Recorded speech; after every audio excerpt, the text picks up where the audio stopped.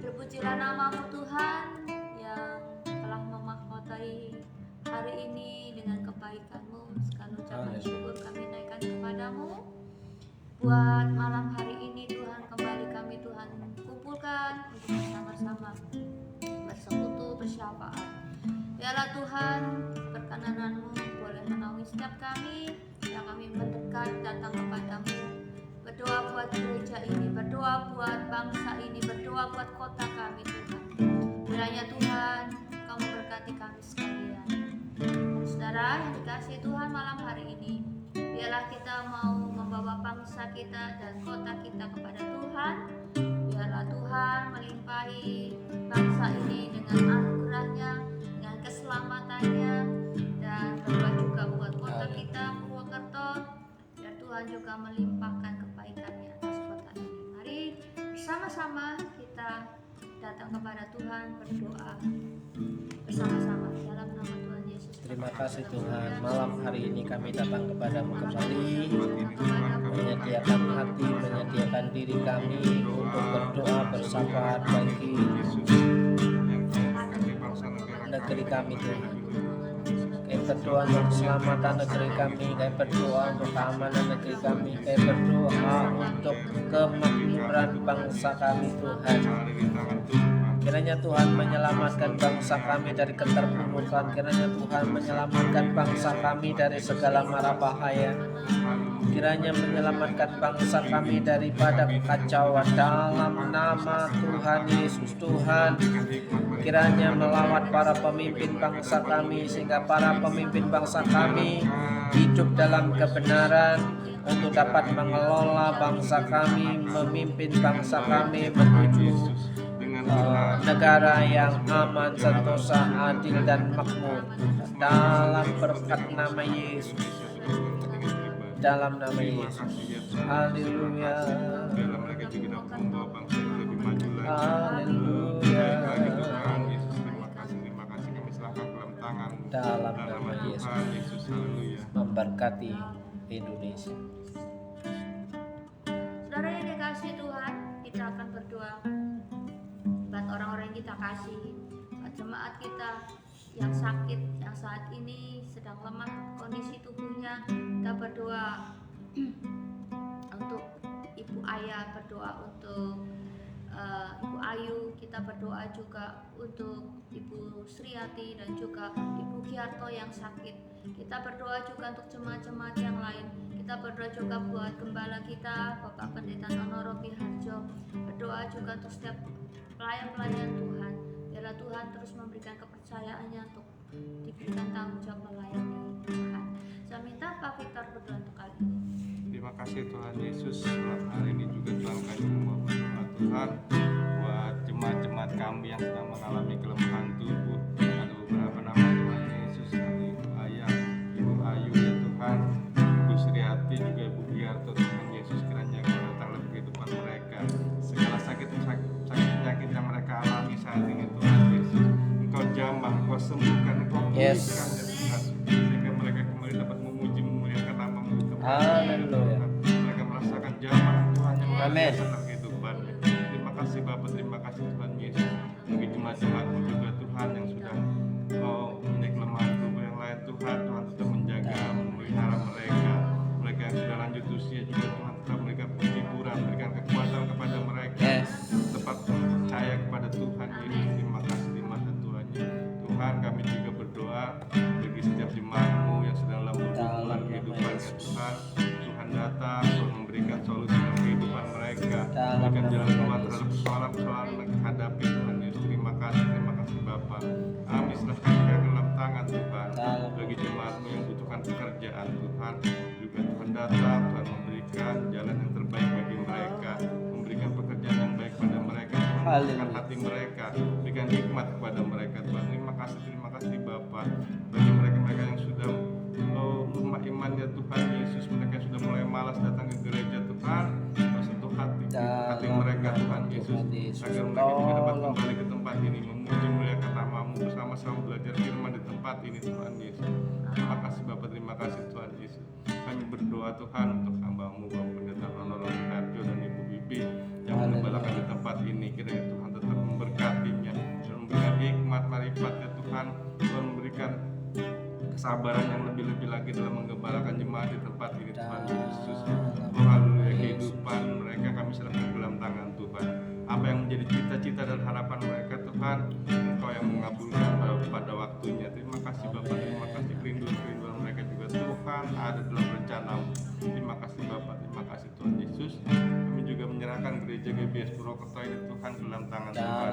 Segala rencana-rencana renovasi gereja ini Tuhan yang menolong, Tuhan yang memberkati, Tuhan yang menyediakan segala sesuatunya. Terima kasih Bapak, terima kasih Tuhan Yesus. Kami juga berdoa Tuhan untuk para pelayan-pelayan-Mu di tempat ini. Biarlah Tuhan kami tetap bersatu hati dapat melayani di tempat ini dengan sungguh-sungguh, dengan tulus hati di tempat ini Tuhan Yesus. Kau memberkati kehidupan para pelayan-pelayan-Mu, memberkati pekerjaan mereka, memberkati keluarga mereka Tuhan. Terima kasih Bapak, terima kasih Tuhan Yesus. Kami serahkan dalam tangan-Mu, dalam nama Tuhan Yesus Kristus. Haleluya. Selanjutnya untuk doa yang terakhir saya mohon kepada Ibu Yuki berdoa untuk agenda Natal gereja. Doakan juga untuk setiap saudara-saudara kita yang sedang mengikuti live streaming, dan kita akan dukung mereka juga dalam doa. Di dalam surga, kembali kami mengucap syukur Bapa. Kami bersyukur untuk penyertaan sepanjang hari ini Bapa. Bapa, kami bersyukur untuk kesehatan, kekuatan yang sudah Engkau berikan kepada kami Bapa. Terlebih kami bersyukur Bapa untuk segala kebaikan yang telah Engkau limpahkan dalam hidup kami Bapa. Bapa, saat ini kami berdoa Bapa untuk agenda Natal tahun ini Bapa. Kami percaya Bapa, biarlah setiap rencana-rencana yang sudah dibentuk Bapa, kami percaya, kami serahkan ke dalam tangan-Mu Bapa. Kami percaya Engkau yang akan beracara Bapa, dan kami percaya Bapa, biarlah setiap dana-dana yang dibutuhkan kami percaya Bapa, Engkau Allah yang mencukupkan, Engkau Allah yang menyediakan Bapa. Kami percaya Bapa, biarlah Natal tahun ini Bapa dapat menjadi Natal yang berarti bagi setiap anak-anakmu di tempat ini Bapa. Dan biarlah melalui Natal nanti ini Bapa, setiap anak-anakmu di tempat ini hatinya diubah dan dibentuk Bapa. Kami percaya bila Roh Kudus-Mu terus bekerja dalam setiap hati anak-anakmu di tempat ini Bapa. Bapa, kami juga berdoa Bapa untuk saudara-saudara kami yang sudah mengikuti doa live ini Bapa. Kami percaya Engkau melawat mereka satu persatu Bapa. Kami percaya Engkau memberkati mereka dengan berkat-berkat yang baru dan mujizat-mujizat yang tidak lazim terus Engkau nyatakan kepada anak-anakmu yang tetap setia dan percaya kepada Engkau Bapa. Kami percaya Bapa, kiranya Engkau terus memberikan kekuatan kepada kami untuk tetap percaya di dalam pengharapan-Mu Bapa. Karena kami percaya pengharapan-Mu selalu mendatangkan kepastian dalam hidup kami Bapa. Kami percaya Engkau adalah sumber pertolongan dalam hidup kami Bapa. Kami percaya Engkau adalah Allah satu-satunya yang kami andalkan dalam hidup kami Bapa. Dan kami percaya Bapa, setiap pergumulan kami pada malam hari ini, kami percaya Engkau Allah yang selalu mendengarkan kami. Dan kami percaya Engkau akan menjawab setiap pergumulan kami pada malam hari ini Bapa. Karena kami mintanya di dalam satu nama, Tuhan Yesus Kristus. Haleluya.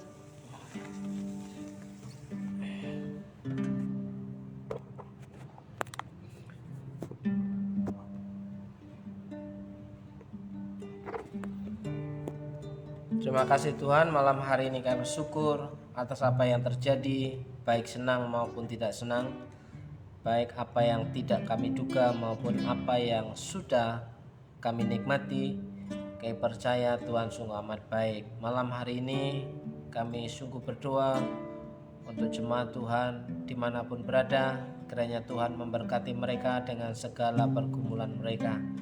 Dan kami berdoa untuk firman Tuhan malam hari ini, beri kami kekuatan untuk mengerti dan melakukan apa yang menjadi kehendak-Mu atas hidup kami, sehingga kami dapat memahami firman-Mu dengan hati yang sukacita. Dalam nama Yesus yang percaya katakan amin. Amin.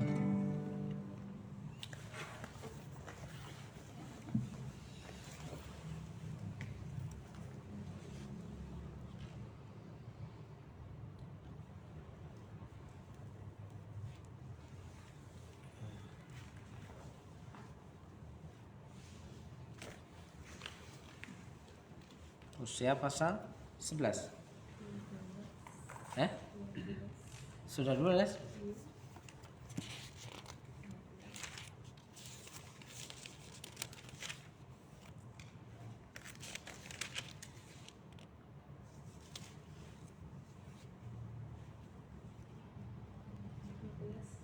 Eh? 12. Oke. Kitab Hosea pasal yang ke-12. Efraim dan Yakub bapa leluhurnya, dengan kebohongan aku telah dikepung oleh Efraim, dengan tipu oleh kaum Israel, sedang Yehuda menghilang dari dekat Allah, dari dekat yang Maha Kudus yang setia. Efraim menjaga angin dan mengejar angin timur sehari suntuk, memperbanyak dusta dan pemusnahan. Mereka mengadakan perjanjian dengan Asyur dan membawa minyak kepada Mesir. Tuhan mempunyai perbantahan dengan Yehuda. Ia akan menghukum Yakub sesuai dengan tingkah lakunya dan akan memberi balasan kepadanya sesuai dengan perbuatan-perbuatannya. Di dalam kandungan ia menipu saudaranya, dan dalam kegagahannya ia bergumul dengan Allah. Ia bergumul dengan malaikat-malaikat dan menang. Ia menangis dan memohon kasih karunia kepadanya. Di Betel Yakub bertemu dengan dia, dan di sanalah dia berfirman kepada kita. Dialah Tuhan Allah semesta alam. Dialah Tuhan, dia disebut Tuhan. Engkau ini harus berbalik kepada Allah-Mu, peliharalah kasih dan setia dan hukum, dan nantikanlah Allah-Mu senantiasa. Sama seperti Kanaan dengan neraca palsu di tangannya dan suka memeras. Berkatalah Efraim, bukankah aku telah menjadi kaya, telah mendapat harta benda bagiku, tapi segala hasil jerih payahku tidak mendatangkan kesalahan yang merupakan dosa bagiku. Tetapi aku adalah Tuhan Allahmu sejak di tanah Mesir. Aku masih mau membuat engkau diam kembali di kemah-kemah seperti di hari-hari pertemuannya raya. Aku berbicara kepada para nabi dan banyak ahli, memberi penglihatan dan memberi perumpamaan dengan perantaraan para nabi. Bila di Gilead ada kejahatan, maka mereka menjadi kesia-siaan belaka. Di Gilgal mereka mempersembahkan lembu-lembu jantan, maka mesbah-mesbah mereka juga menjadi seperti timbunan batu di alur-alur ladang. Yakub melarikan diri ke tanah Aram dan Israel memperhambakan diri untuk mendapat istri. Ya, untuk mendapat istri ia menjadi gembala. Israel dituntun oleh Tuhan keluar dari Mesir dengan perantaraan seorang nabi. Ya, ia dijaga oleh seorang nabi. Efraim telah membangkitkan murka yang dalam utang darahnya akan ditangguhkan ke atasnya, dan cercaannya akan dibalaskan Tuhan kepadanya. Murka Tuhan akan menimpa Efraim. Ketika Efraim berbicara, gemetarlah orang, ia disanjung-sanjung di Israel, tetapi ia bersalah karena Baal, lalu matilah dia. Sekarang pun mereka terus berdosa dan membuat baginya patung tuangan dari perak dan berhala-berhala sesuai dengan kecakapan mereka. Semuanya itu buatan tukang-tukang. Persembahkanlah korban kepadanya, kata mereka. Baiklah manusia mencium anak-anak lembu. Sebab itu mereka akan seperti kabut pagi atau seperti embun yang hilang pagi-pagi benar. Seperti debu jerami yang diterbangkan badai dari tempat pengirikan, atau sama seperti asap dari tingkap. Tetapi aku adalah Tuhan Allahmu sejak di tanah Mesir. Engkau tidak mengenal Allah kecuali aku, dan tidak ada juru selamat selain dari aku. Akulah yang mengenal engkau di padang gurun, di tanah yang gersang. Ketika mereka makan rumput, maka mereka kenyang. Setelah mereka kenyang, maka hati mereka meninggi. Itulah sebabnya mereka melupakan aku. Maka aku menjadi seperti singa bagi mereka, seperti macan tutul. Aku mengintip-ngintip di pinggir jalan. Aku mau mendatangi mereka seperti beruang yang kehilangan anak. Aku mau mengoyakkan dada mereka. Di sana aku memakan mereka seperti singa. Binatang liar di padang akan merobek mereka. Aku membinasakan engkau, hai Israel. Siapakah yang dapat menolong engkau? Di manakah rajamu supaya ia menyelamatkan engkau? Di mana penguasa-penguasamu di semua kotamu? Tentang mereka engkau telah berkata, berilah kepadaku seorang raja dan pembesar-pembesar. Aku memberikan engkau seorang raja dalam murkaku, dan mengambilnya dalam gemasku. Kesalahan Efraim dibungkus, dosanya disimpan. Sakit beranak mendahului kelahirannya, tetapi ia adalah seorang anak yang tidak bijaksana. Sebab tidak pada waktunya ia bergerak. Bila waktunya tiba, ia tidak mau keluar dari kandungan ibu. Akan kubebaskankah mereka dari kuasa dunia orang mati? Akan kutebuskah mereka daripada maut? Di manakah penyakit samparmu, hai maut? Di manakah tenaga pembinasamu, hai dunia orang mati? Mataku tertutup bagi belas kasihan. Sekalipun ia tumbuh subur di antara rumput-rumput, maka angin timur, angin Tuhan akan datang, bertiup dari padang gurun, mengeringkan sumber-sumbernya dan merusakkan mata-mata airnya. Dirampasnya harta benda segala barang yang indah-indah. Ya, sampai di situ. Nanti mau dihabiskan?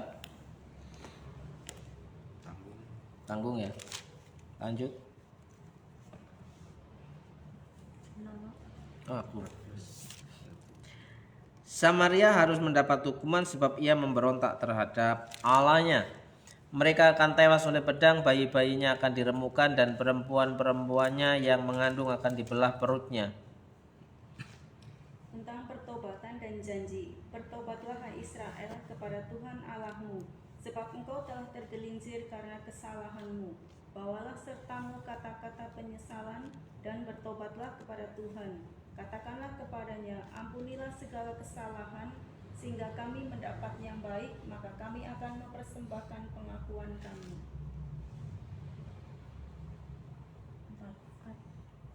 Asyur tidak dapat menyelamatkan kami. Kami tidak akan menunggak kuda, dan kami tidak akan lagi mengatakan Allah kami kepada buatan tangan kami, sebab padamu anak yatim memperoleh kasih sayang. Aku akan memulihkan mereka dari kemurtadan.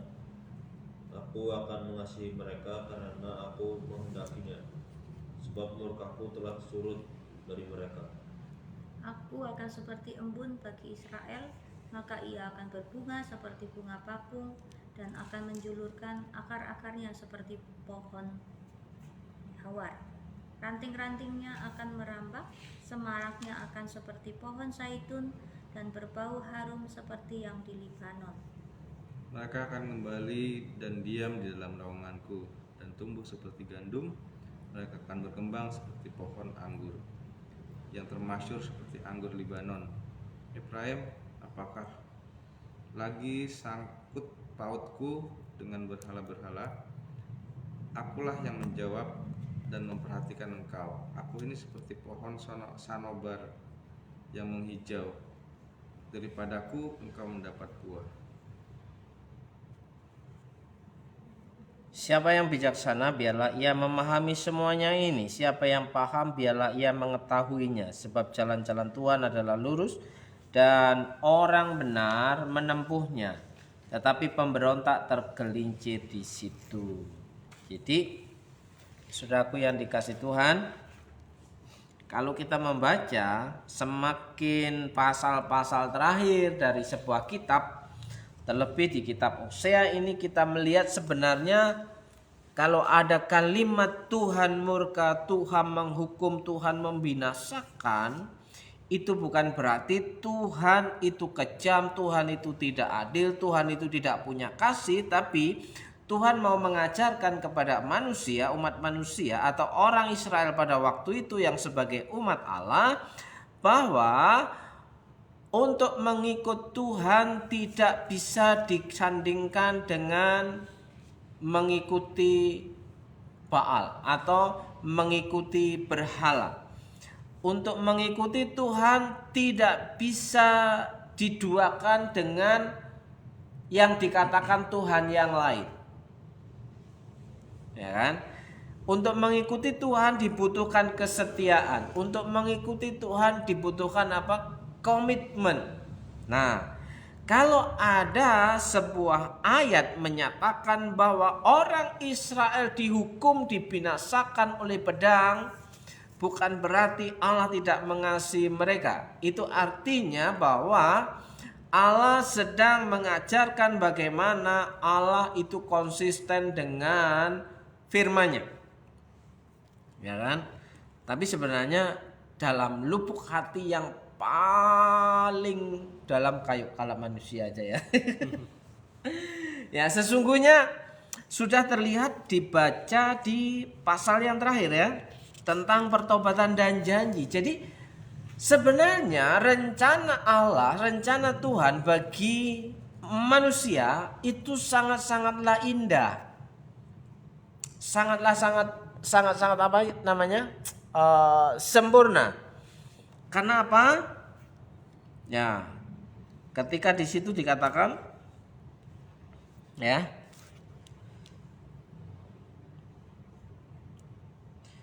ayat yang ke-5,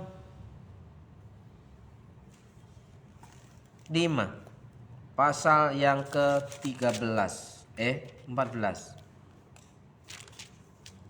Ya. Aku akan memulihkan mereka. Aku akan mengasihi mereka. Terus dikatakan ayat yang ke-6, aku akan seperti embun bagi Israel. Ya. Ini kalau kita membaca Mazmur pasal 1, bahwa orang-orang yang Mazmur pasal 1, yang tidak berdiri di antara pencemooh, ya kan? Tidak duduk. Yang tidak duduk di antara para pencemooh, yang kesukaannya ialah Taurat Tuhan.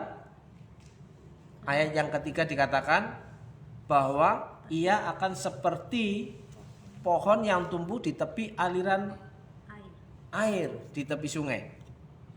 Artinya pohon itu akan mengalami kehidupan yang tumbuh sehat sampai ia berbuah lebat. Nah, itu sebenarnya rancangan Tuhan yang sesungguhnya, yang semula. Kalau kita mendengar ya debat-debat ya, blueprint ya Pak. Blueprint apa fingerprint? Blueprint masterpiece, ya kan? Jadi saya teringat itu ketika membaca ini, karena saya baru buat renungannya itu di pasal 14, di pasal 13. Yang pasal 14 belum saya renung-renungkan, Saudara. Tapi ternyata di pasal 14 ini ending daripada kasih Allah itu ditunjukkan bagi setiap orang, ya kan? Tapi yang menjadi permasalahannya adalah ketika umat Tuhan itu dipanggil, justru mereka malah semakin menjauh. Ya, padahal kalau kita menyanyikan sebuah lagu gereja, kita ingat lagu ku jawab ya. Dengar dia panggil nama saya. Duduk aku. Duduk aku, ya kan? Padahal dipanggil, ayo ibadah, ayo duduk aku iku, ngono kan? Padahal kalau nyanyinya, dengar dia panggil namamu, dengar dia panggil nama saya, juga dia panggil namamu. Terus kita balas, ku jawab ya. Ternyata ku jawab ya itu hanya omong kosong belaka. Karena apa? Pada faktanya semakin banyak yang mengaku orang percaya umat Tuhan itu ya dipanggil untuk mendekat, justru mereka menjauh. Kita nggak usah jauh-jauh ngomongin yang terlalu jauh. Kalau kita lihat di pasal yang ke-12 ya, di pasal yang ke-12 kayaknya belum pasal 12 ya. Nah, di pasal yang ke-11, ketika ayat 1, ketika Israel masih muda kukasihi dia, dan dari Mesir kupanggil anakku itu, makin kupanggil mereka, makin pergi mereka itu dari hadapanku. Bayangkan, semakin dipanggil kencang ya, semakin banyak orang-orang yang dipakai Tuhan untuk memanggil mereka, ya kan? Mereka bukan semakin mendekat atau semakin menjauh. Ini fakta sejak dari sononya ya. Rupanya bibitnya sudah ada dari sononya, Pak. Ya kan? Bukan hanya zaman sekarang aja seorang pemimpin umat itu mengalami sesuatu perbantahan, mengalami sesuatu yang tidak mengenakan, tapi sejak zaman Israel sendiri yang mengaku atau yang diakui sebagai umat pilihan Tuhan, di situ ketika Israel masih muda, masih bau kencur, belum jadi apa-apa, ibaratnya ku kasih dia, dari Mesir ku panggil, artinya dari penderitaan dikeluarkan menuju tanah Kanaan, ya kan? Nah, makin dipanggil makin menjauh. Mereka mempersembahkan korban kepada para Baal, kan harusnya mempersembahkan korban kepada Allah, ya. Dan membakar korban kepada patung-patung. Padahal akulah yang mengajar Efraim. Efraim itu menggambarkan Israel, ya. Yang mengajar siapa, yang dihormati siapa, ya. Nah itu nggak usah zaman sekarang, zaman dulu pun sudah ada bahwa orang Israel tidak menghormati Tuhannya, apalagi menghormati pemimpinnya. Kala-kala kalau kepepet aja menghormati itu. Oke, kita kembali ke pasal 12 ya. Dengan kebohongan aku telah dikepung oleh Efraim. Berarti apa? Dosa berbohong itu sudah mengakar dari orang-orang zaman dahulu. Ya. Salah satu kunci untuk bisa menghilangkan kebohongan adalah pertobatan. Makanya di pasal yang ke-14 di situ ada pertobatan. Bertobatlah hai Israel kepada Tuhan Allahmu, sebab engkau telah tergelincir karena kesalahanmu. Banyak bohongnya. Ya kan? Manusia sekarang, zaman sekarang ya, ketika berkata tidak benar, berkata tidak jujur, memberikan jawaban yang mengada-ngada, padahal orang itu sudah tahu bahwa dia memberikan jawaban yang mengada-ngada, itu dianggap sah-sah aja, lurus-lurus aja, benar-benar aja, ya kan?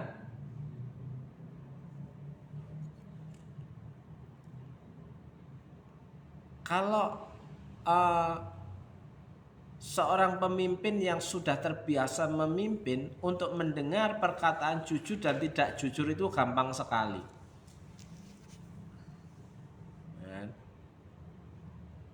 Tapi ada banyak orang merasa bahwa apa yang dia katakan itu sepertinya tidak diketahui oleh orang yang diajak bicara. Ya.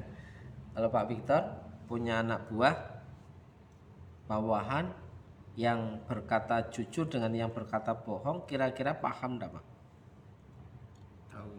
Ketahuan kan endingnya, karena perkataan yang jujur itu akan konsisten, A, B, C, D-nya itu konsisten. Tapi perkataan yang tidak jujur, terkadang omongannya itu tidak masuk akal, tapi dibuat seolah-olah masuk akal. Nah, itu Israel, orang-orang Israel penuh dengan kebohongan. Di ayat pasal 12 ayat 1 ya, dikepung, ya kan?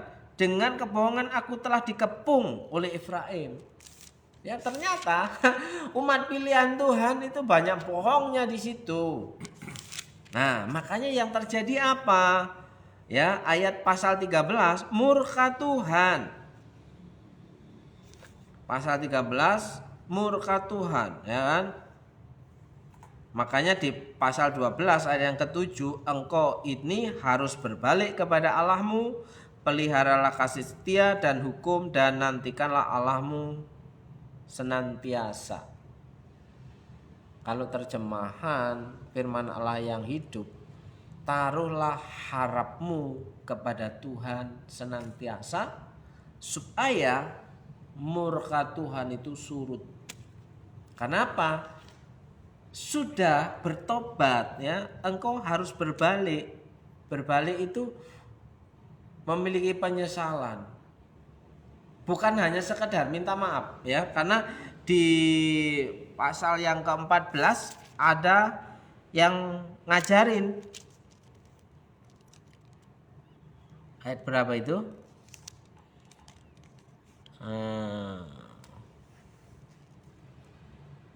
Nah, ayat 3. Ampunilah segala kesalahan sehingga kami mendapat yang baik. Nah, apakah ketika diampuni kita langsung bisa menuntut seperti itu? Tuhan ampuni aku dan berikanlah aku jatah yang baik. Ini kan konsep perjanjian lama. Nah, kalau blueprintnya, masterpiece-nya adalah bahwa Tuhan itu mengasihi kita 100%. Bahkan karena begitu besar kasih Allah akan dunia ini, saudara dan saya, Ia mengaruniakan anaknya yang tunggal. Artinya Allah mengasihi kita dengan hidupnya, ya kan? Jadi naskah doa yang di ayat yang ketiga ini konsep perjanjian lama. Ya kan? Ampunilah segala kesalahan sehingga kami mendapat yang baik. Baru minta ampun sudah minta jatah. Iya kan? Wujud pertobatannya aja belum nyata sudah minta berkat. Kira-kira gimana, Mbak? Ngancem ini, ya kan? Tuhan, kalau Engkau ampuni aku maka aku akan melayani. Kan sama aja kayak gitu. Bukankah orang Kristen banyak yang kayak gitu? Tuhan, kalau Engkau sembuhkan penyakitku, aku akan melayani.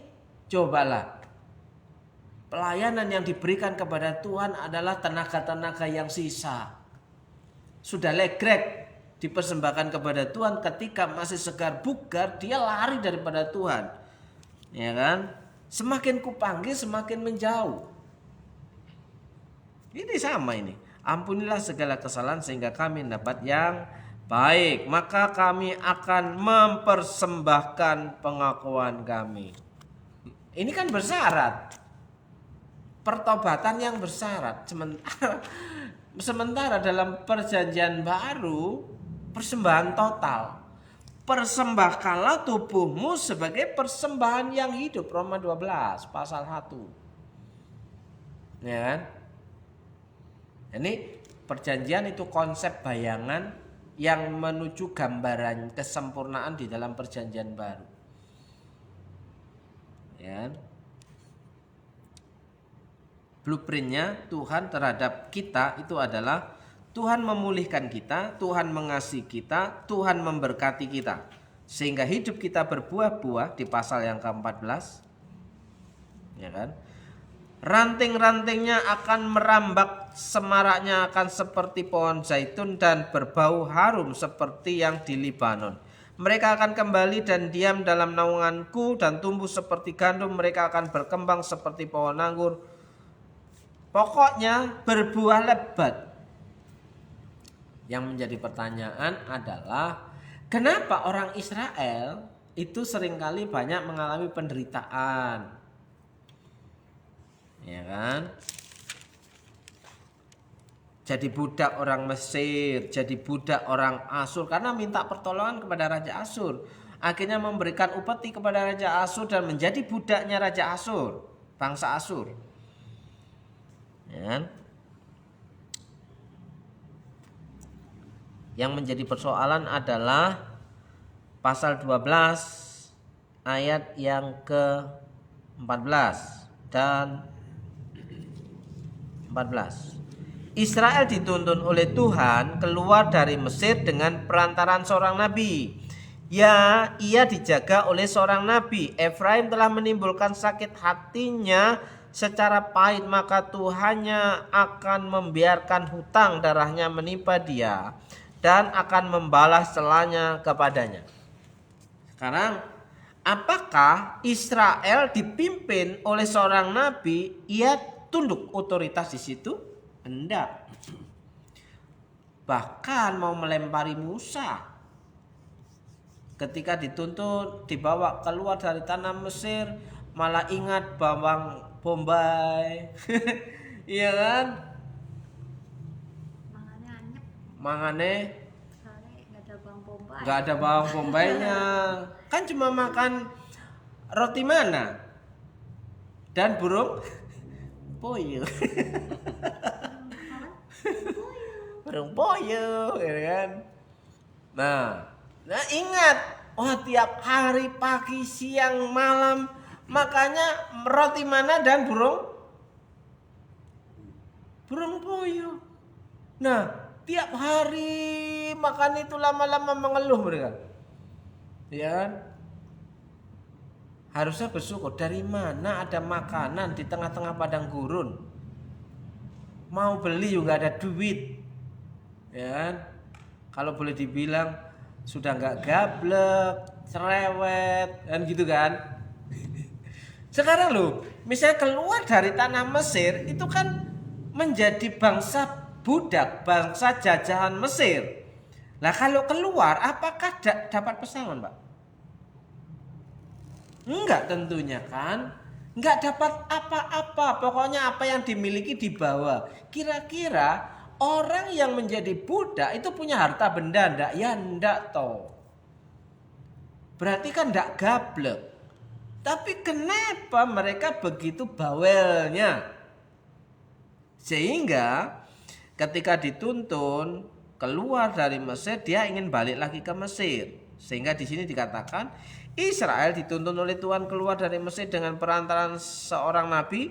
Ya, ia dijaga oleh seorang nabi. Efraim telah menimbulkan sakit hati, tidak mau dituntun oleh seorang nabi. Seperti yang saya katakan kemarin.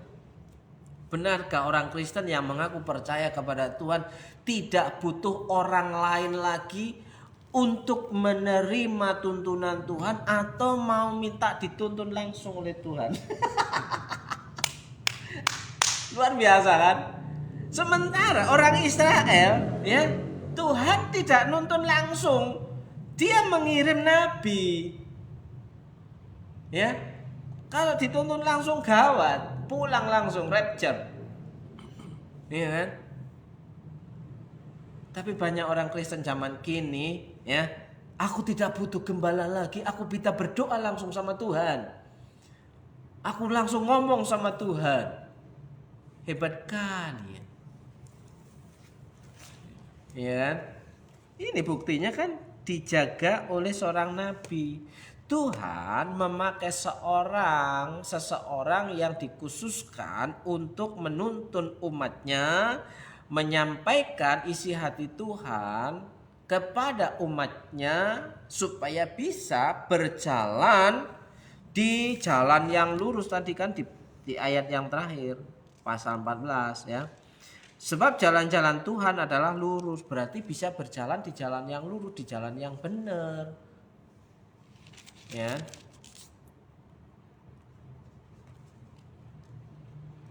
Tidak butuh pendeta lagi, gitu kan? Tidak butuh gembala lagi, gitu kan? Karena yang difirmankan itu bukan firman Tuhan, kan begitu banyak kan? Ya kan? Kalau sudah tahu firman Tuhan, kenapa nggak dilakukan? Gitu loh. Kalau tahu dekat dengan Tuhan, kenapa waktu ibadah nggak ibadah? Nggak jauh beda dengan orang-orang Israel zaman itu. Ya, sedikit bertobat, ya, banyak melarikan dirinya. Ya, di situ pasal 12 ayat 7, engkau ini harus berbalik kepada Allahmu, peliharalah kasih setia dan hukum dan nantikanlah Allahmu. Taruh harapmu pada Tuhan, maka kebaikan Tuhan akan saudara dapatkan. Ya. Terus di situ jangan lagi putuskan kutuk dosa bohong yang turun temurun. Karena kebohongan yang turun menurun ini tidak akan membawa hidup dalam berkah. Ya. Jangan sampai murka Tuhan menimpa. Enggak mungkin Tuhan murka. Siapa bilang? Kita hidup dalam kasih karunia. Tuhan pasti ampuni asal kita minta maaf. Minta maaf toh. Gimana sih? Kok cuma mau yang enak aja? Gitu loh. Komitmen enggak ada yang mau. Sekarang gini. Ada banyak orang berkata, aku mau libur dulu lah ya untuk pelayanan. Tapi berkatnya minta tiap hari, Pak. Gimana ceritanya? Nggak minta libur ya? Nggak, harusnya aku libur dulu lah pelayanan dan libur juga lah berkatnya. Ya kan? Orang yang bekerja layak mendapatkan upahnya. Berarti kalau kita libur kerja berarti berkatnya enggak ada. Kan bekerja tidak harus di gereja, kan gitu jawabannya Pak ya. Kan kalau bekerja tidak harus di gereja. Ya sudah, carilah berkat di luar gereja. Ya kan? Tapi kalau ada apa-apa jangan lari ke gereja. Karena di gereja kan cuma manusia. bisa datang langsung ke Tuhan. Gimana Pak? Apa komentar Pak Victor hari ini? Saya ketika membaca ini, wow, begitu dahsyat dan luar biasanya Tuhan itu memakai orang-orang tertentu untuk menunjukkan jalan setianya kepada orang-orang yang dikasihinya. Kalau Tuhan ketemu langsung dengan manusia, manusianya itu mati. Jangan coba-coba. Kalau pengen langsung ketemu, ya sudah. Adakah manusia ketemu Tuhan masih hidup, Pak? Mati. Lah kalau ingin langsung Tuhan berbicara, tamatlah. Iya kan? Jadi ingat ketika Mongol khotbah kan, banyak worship leader itu kan? Kenapa? Masa Tuhan suruh hadir? Lah kalau Tuhan hadir mati kita katanya kan? Banyak pendeta yang mengundang Tuhan hadir. Ya kalau Tuhan hadir mati kita. Ya itu dalam konteks khotbah stand up. Tapi memang konsepnya kalau Tuhan datang mati kita. Iya kan? Tuhan datanglah. Tuhan datang benar Pak. Mati kita. Udahlah Tuhan, jangan dulu lah. Lah makanya Tuhan memakai orang-orang yang Tuhan tentukan untuk menjadi mitranya, alatnya di dunia ini. Makanya kalau di gereja ada gembala, kalau di rumah ada kepala keluarga. Ya kalau di perusahaan ada pemimpin. Jadi nggak liar kemana-mana. Lah kalau sudah merasa benar sendiri, tidak mau berada di bawah otoritas, nggak usah kemana-mana. Kan begitu. Nggak usah ke gereja, nggak usah ke kantor. Karena apa? Dia punya otoritas mutlak.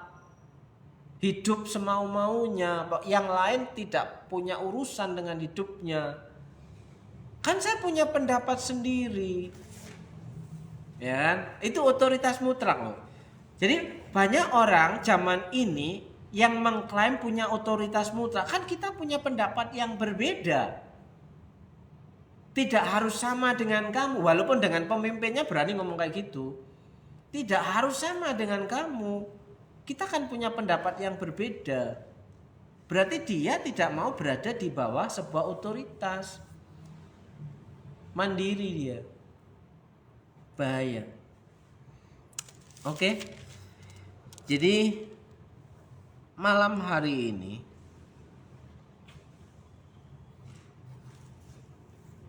sebentar, ada dua ayat lagi yang ingin saya ungkapkan. Pasal 13 ayat 5 dan 6. Akulah yang mengenal engkau di padang gurun, di tanah yang gersang. Ya. Ketika mereka makan rumput, maka mereka kenyang.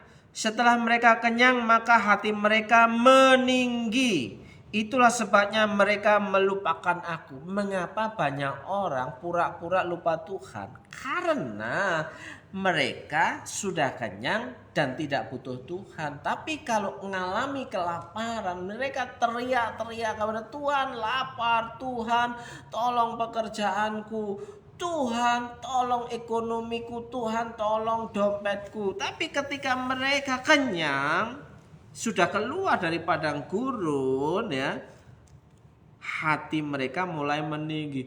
Ini karena usahaku, Ger. Ini karena usahaku. Siapa yang support aku? Emang ada Pak orang bisa kaya sendiri?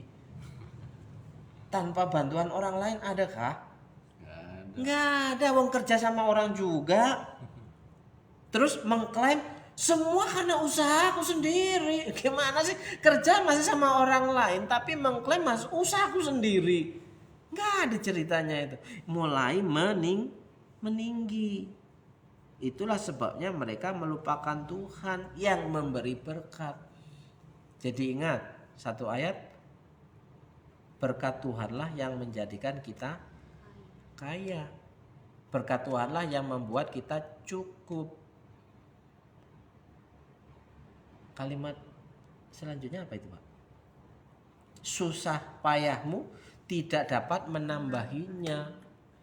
Dikejar pun kalau memang berkatnya segitu, takarannya segitu, nggak akan nambah-nambah kecuali di-upgrade wadahnya.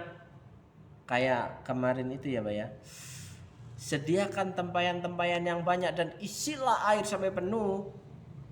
Nah, kalau cuma coba bayangkan waktu perkawinan di Kana, ketika Yesus suruh menyediakan tempayan dan mengisinya dengan penuh air, cuma dikasih 1 tempayan doang. Gimana coba? Berkatnya takarannya ya cuma 1 tempayan itu. Ya kan? Makanya kalau sudah dikasih berkat, janganlah coba-coba untuk meninggikan diri. Kenapa? Sekali pukul habis. Sekali pukul habis kan, Pak ya? Ya kan? Emasmu terjual, ya, saldomu terkuras, hartamu habis. Ya, pada akhirnya yang disalahkan siapa? Banyak yang dikambing hitamkan. Jadi benar-benar ini banyak ayat teguran. Tapi ada janji di pasal 14 bahwa Tuhan itu sebenarnya mengasihi kita, memulihkan kita, menolong kita, membuat hidup kita berbuah sehingga hidup kita bisa dinikmati oleh Tuhan. Sekarang gini, ya kan?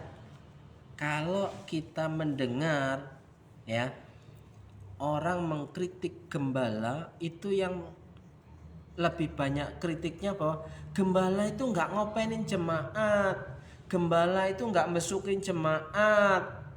Apalagi, Pak, yang tuntutannya seperti itu? Gembala itu nggak empati sama jemaatnya. Nah, terus sekarang dari prinsip ekonomi, bahwa seorang pengusaha, seorang peternak, ya, kalau ternaknya itu tidak menguntungkan, kira-kira mau dipelihara enggak? Enggak kan ya?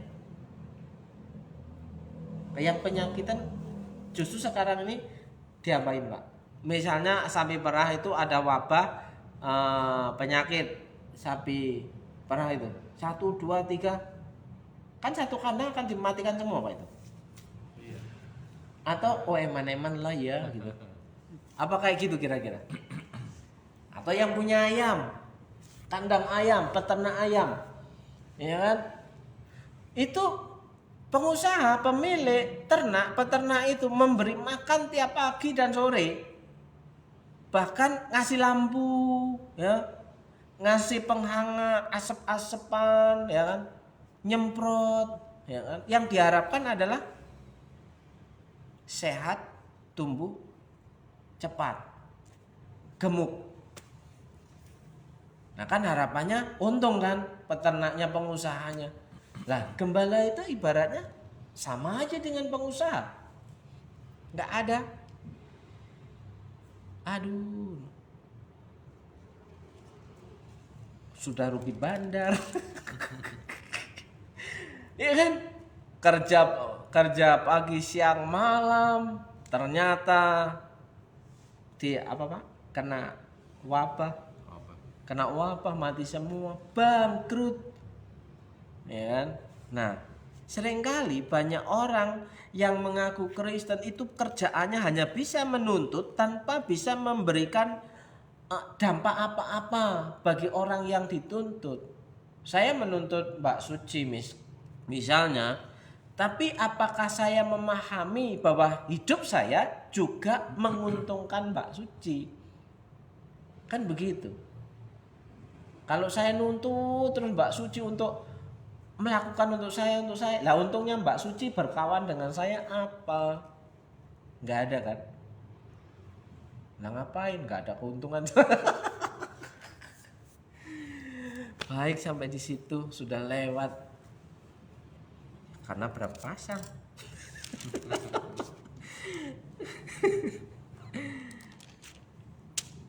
Ada sesuatu Mbak. Ini dasar loh. Saya sudah bikin sampai pasal 13, pasal 14-nya belum bikin. Ban? Ngantuk ya? Tante. Nah, kata-kata mutiaranya Pak Victor dah. Ewa. Durasi. Durasi ya. Iya, lebih dari 1 jam berat nguploadnya. Yang menarik bagi saya di 3 pasal ini yaitu pada ayat yang kedua, pasal 12 ayatnya yang ke-10. 12. Tetapi aku adalah Tuhan Allahmu sejak di tanah Mesir. Aku masih mau membuat engkau diam kembali di kemah-kemah. Nah, Tuhan masih mau ya? iya, Tuhan tuh masih berharap kalau kita itu Mau kembali. kepadanya. Di ayat yang ke-7 itu kan? Iya. Walaupun Bapak banyak belum. dosa ya yang kita sudah mengecewakan Tuhan, tapi Tuhan masih berharap seperti itu, Iya. kita kembali kepadanya. Dan apa yang akan dibuat Tuhan jadi 14 itu di ayat yang kelima sampai seterusnya itu aku akan memulihkan, aku akan seperti embun, katanya gitulah. Berarti aku ngomong yang tadi itu saya cabut ya Pak ya? Udah lah, nggak usah kembali tadi. Saya cabut ya Pak ya? Tuhan aja masih berharap kembali. Tuhan aja masih berharap, aku enggak. Kalau balik ya balik lah, gitu kan ya. Tapi kalau nggak mau nggak usah dipaksa-paksa kan. Iya. Ya udah. Namanya kan juga kita juga berharap kan. Berharap ya. Enggak maksa itu. Kita berharap. Makasih Pak, udah mungkin. Wah, bertobat malam ini aku. Tuhan aja masih berharap, gua kagak. Kok ya nemu gitu. Baiklah, Tuhan ampuni aku.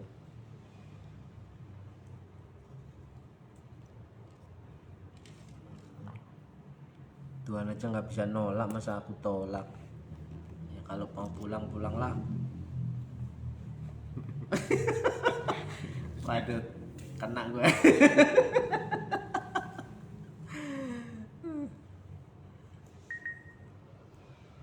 Udah Pak? Udah.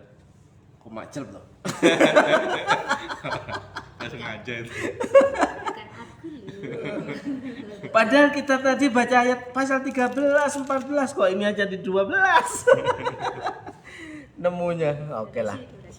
Durasi. Baik. Nah. Selamat malam, Mak. Mamaku rajin nonton terus. Baik.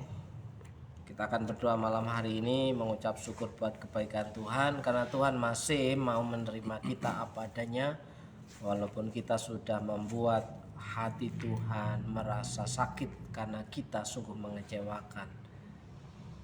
Terima kasih Tuhan atas pengampunan-Mu dan penerimaan malam hari ini. Kami bersyukur buat kebaikan-Mu dan kami berdoa buat orang-orang yang saat ini mendengarkan kebenaran firman ini.